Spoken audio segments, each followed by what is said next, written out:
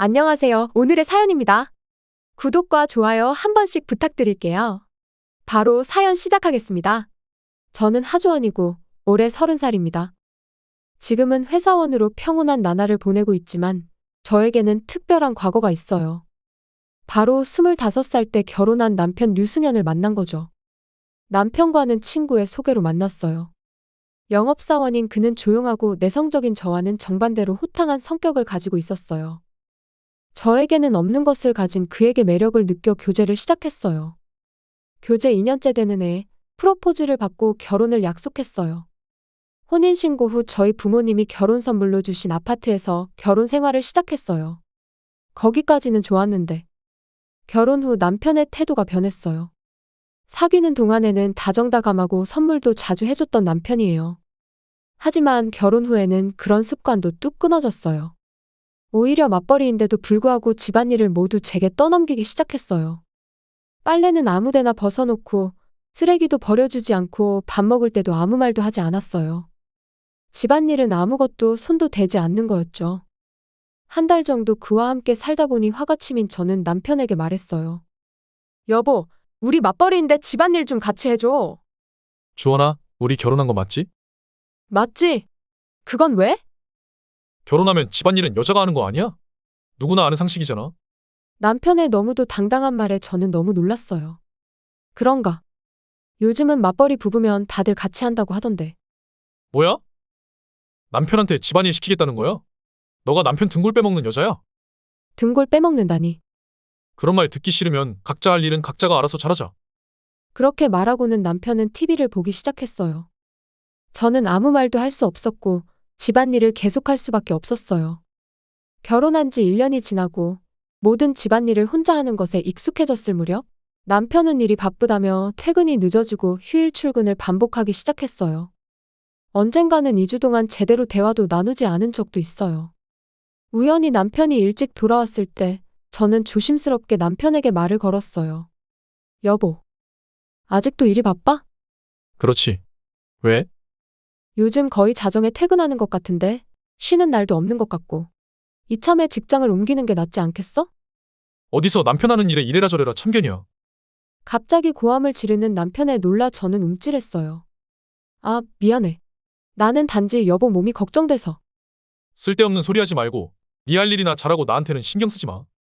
이후 남편은 한밤중에 집에 돌아와서 자고 다시 집을 나가는 생활 패턴을 반복하였어요.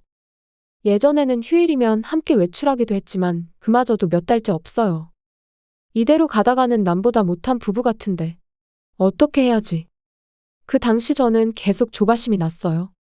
곰곰이 생각하다 한 가지를 떠올렸어요. 남편의 귀가를 기다렸다가 바로 말했어요. 여보, 이번 연휴에 우리 결혼기념일인 거 알아? 그래, 몰랐어. 넥타이를 풀며 귀찮다는 듯이 대답했는데 저는 망설임 없이 제안했어요. 그날 약속 잡지 말고 비워둬. 우리 오랜만에 여행 가자. 여행? 괜찮지? 여행 일정이랑 비용은 내가 다 준비할게. 그러니까 제발 여행 가자. 남편은 잠시 생각에 잠긴 듯이 고개를 끄덕이며 말했어요. 그래, 알겠어. 그렇게 하자.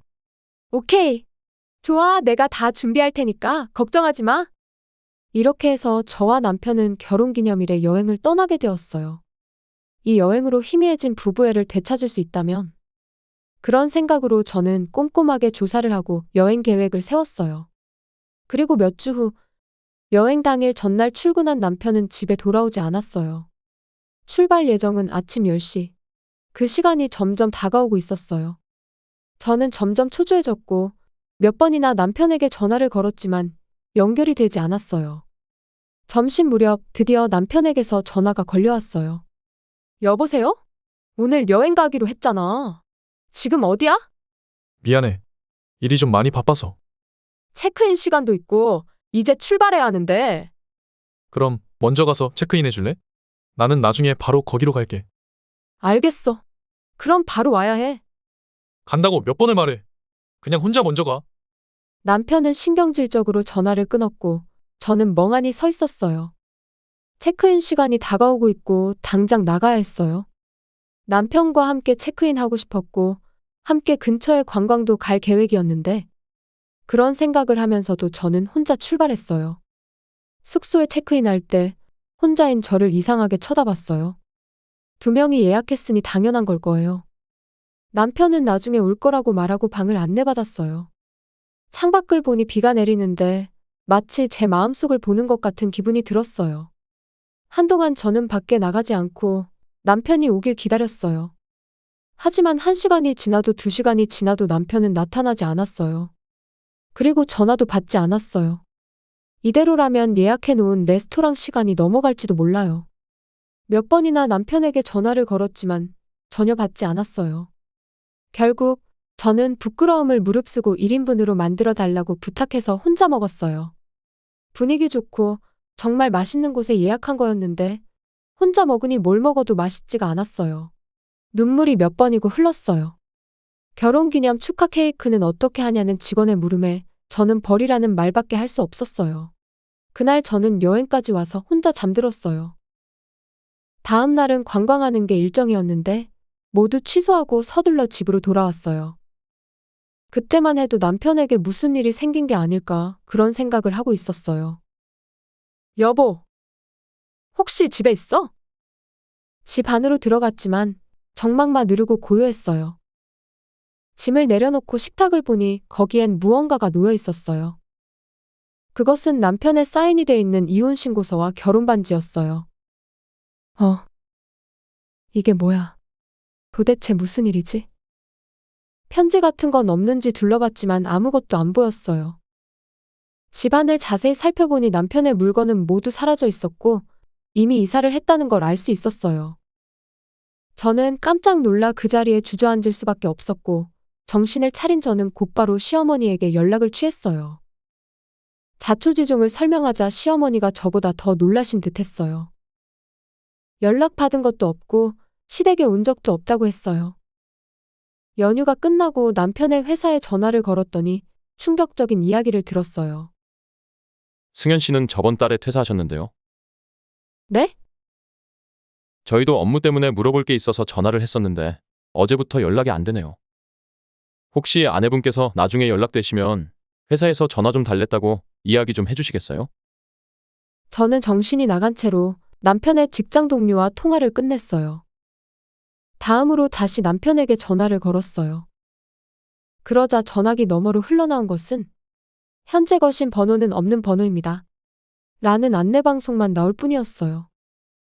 그렇게 남편은 어느 날 호련히 자취를 감추었어요. 여러 과정을 거쳐 저는 서명된 이혼신고서를 제출하였고 그와 결혼 생활을 강제로 끝낸 지 어느덧 3년 정도가 지났어요. 저는 재혼을 했고 지금은 행복한 삶을 살고 있어요. 물론 처음엔 정신이 없었지만 지금은 전 남편 생각은 거의 나지 않아요. 시간이 다 해결해준다는 말이 맞는 것 같아요. 여느 때처럼 퇴근해서 집에 거의 다 와서 한 가지를 발견했어요.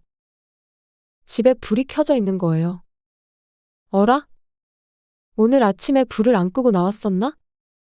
그렇게 생각하며 현관문을 잡았는데 현관문이 열려 있었어요. 게다가 현관문 앞에는 낯선 남자의 낡은 운동화가 놓여 있어요. 순간적으로 긴장이 몰려와 경찰에 전화하려고 핸드폰을 꺼내려는 순간 현관 앞에 낯익은 얼굴이 나타났어요. 어서 와. 주원아. 허! 앞에 있는 건 틀림없이 실종된 전 남편이었어요. 저는 놀라서 입을 쩍 벌어졌어요. 그런 저를 아랑곳하지 않고 남편은 너무 늦게 집에 오네. 남편을 너무 오래 기다리게 하잖아. 나 배고파. 밥은 아직 안 먹었지? 제 머릿속에는 3년 전의 기억이 되살아나고 있었어요. 당연하다는 듯이 모든 집안일을 저에게 떠넘기고 이유 없이 소리치고 결국에는 결혼기념일 여행까지 포기하고 사라져버린 전 남편의 모습이 지금 눈앞에 있어요. 마음속 깊이 미워했던 남자가 지금 눈앞에 있어. 제 입에서 나온 것은 저도 놀랄 정도로 가냘픈 목소리였어요. 누구신데요? 누구? 전 남편은 어안이 벙벙한 표정으로 저를 쳐다봤어요. 그런 그를 저는 뾰로통하게 노려봤어요. 지금 당장 나가. 경찰 부를 거야. 진정해. 잠깐만. 설마 남편 얼굴을 잊어버린 거 아니지? 전 남편은 기분 나쁜 미소를 지으며 제 쪽으로 다가왔어요. 자세히 보니 3년 전보다 더 뚱뚱해졌고 머리와 수염은 무성하게 자라서 지저분한 외모였어요. 저는 치밀어 오르는 혐오감을 억누르며 말했어요. 가까이 오지 마. 당신이 왜 내 남편이야? 우리 결혼한 사이잖아? 잠깐 안 봤다고 벌써 날 잊어버린 거야? 무슨 소리야? 이미 오래전에 이혼 신고를 했으니까 이제 남이야. 그러자 전 남편은 충격을 받은 듯한 표정을 지었어요. 뭐라고? 왜 그런 짓을 한 거야? 당신이 직접 이혼 신고서 작성해서 두고 갔잖아. 설마 그걸 진심인 줄 알았어? 그걸 왜 제출한 거야? 당황하는 전 남편을 저는 기분 나쁜 눈빛으로 바라봤어요. 왜? 그게 무슨 문제라도 돼? 큰일이네. 나는 이혼할 생각 따위는 전혀 없었어. 뭐? 날 기다려줄 거라고 믿었는데 설마 제출했을 줄이야. 왠지 피해자처럼 말하는 전 남편에게 저는 화가 났어요. 뭐가 기다려줄 줄 알았다는 거야? 3년 전에 모든 걸 버리고 상간녀한테 간 건 당신이잖아. 제가 말하자 전 남편은 또 다시 움찔했어요. 그가 실종된 지 얼마 되지 않았을 때 저는 그를 찾기 위해 흥신소에 조사를 의뢰했었어요. 사라진 지 6개월 후 그를 찾아낸 조사관으로부터 받은 보고는 상상도 할 수 없는 것이었어요. 실종되기 반년 전부터 그는 회사에 파견 나온 직원과 바람을 피우고 있었다는 거예요. 사내에서 알만한 사람들은 다 아는 사이였다고 해요. 결국 바람을 피운 여자와 그는 퇴사하고 둘이서 다른 지역으로 가서 살림을 차렸다네요. 그 말을 들은 저는 미운정조차도 다 사라졌고 곧바로 이혼 신고서를 제출한 거였죠. 이후 최대한 기억하지 않으려고 억지로 잊고 살고 있었는데 인제 와서 눈앞에 나타나서는 그것도 마음대로 집에 들어올 줄이야. 도어락 비밀번호를 바꾸지 않은 걸 지금에서야 후회하고 있어요. 아니야, 주원아. 전부 오해야. 무슨 오해야? 내가 흥신소에 의뢰해서 증거를 다 모아놨어. 그러니 변명하지 말고 그 여자한테 돌아가. 그건 불가능해. 뭐? 헤어졌어. 그 여자는 나한테 아무것도 아니야. 내가 사랑하는 사람은 여보뿐이야. 전 남편은 한심하게 제 팔에 매달렸어요. 저는 혐오감이 느껴졌어요. 다시 말하는데 난 당신의 아내가 아니야. 이제 생판 남이라니까. 내가 처음부터 지금까지 사랑한 건 여보밖에 없어. 그러니까 다시 결혼 생활 시작하자. 지금 당장 혼인신고부터 하러 가자. 얼른 따라와. 전 남편이 제 팔을 잡아당겼어요. 이번에는 진짜 경찰을 부르려고 핸드폰을 꺼내는 순간 갑자기 현관문이 열렸어요. 누구세요? 그 손 당장 안 놔요. 전 남편이 당황한 듯 손을 놨어요. 저는 곧바로 목소리가 들리는 쪽으로 달려갔어요. 너 누구야? 나는 주원이 남편이야. 저는 돌아온 남편의 옆에 바짝 붙었어요. 남편은 그런 저를 다정하게 감싸줬어요. 류승현 씨 맞죠? 전 남편분. 그렇긴 한데. 전 남편이라뇨? 상황을 이해하지 못하는 전 남편에게 저는 말했어요. 나는 이미 재혼했어. 그래서 당신은 이제 남이라는 거야. 제가 재혼한 지금의 남편은 저와 회사 동기예요. 입사 당시부터 저를 좋아했다는데 유부녀라 마음을 접고 있다가 이혼한 걸 알고 나서 저에게 고백을 해왔어요. 처음에는 남자를 믿지 못해 마음을 받아들이지 못했지만 진심이 통했던 건지 어느 날부터는 마음을 점차 열게 되었어요. 그리고 저는 용기를 내서 다시 연애하기 시작했던 거죠. 당신이 다른 남자와 결혼을 하다니. 이제 알았으면 얼른 나가줄래? 현관 밖으로 도망쳐 사라지려는 전 남편을 불러세웠어요. 잠깐만 기다려. 당신한테 위자료 청구할 거야. 아직 공소시효가 안 지났으니 자기가 한 일의 책임은 져야지. 안 돼. 지금 일 안 하고 있어서 돈이 없어. 그건 당신 사정이니 내 알 바 아니고. 돈 안 주면 후회하게 될 테니 명심해. 주원이 화나면 무서운 거 잘 알죠? 더 화나게 하지 마시고 시키는 대로 하세요. 전 남편은 말도 제대로 듣지 않고 도망치듯 사라졌어요. 조용해진 집에서 저는 남편에게 사과했어요. 갑자기 미안해. 이제 와서 갑자기 찾아올 줄은 몰랐어. 괜찮아. 당신이야말로 놀랐지? 혹시 해코지라도 할 것 같으면 말해. 내가 홍군형 내줄게. 남편이 저를 꽉 안아줬고 흥분했던 마음이 천천히 진정됐어요. 그 후 전 남편에게 위자료를 받았어요. 전 시어머니한테서 전화가 왔는데 아마도 전 시댁에서 돈을 빌려준 것 같아요. 어쨌든 그간 마음고생한 걸 보상받은 것 같아 기분은 좋아요. 그리고 이번 일을 계기로 다른 곳으로 이사도 했어요. 여기에 계속 살면 불안함이 사라지지 않을 것 같았거든요. 얼마 전에는 뱃속에 아기도 생겼다는 걸 알게 됐어요.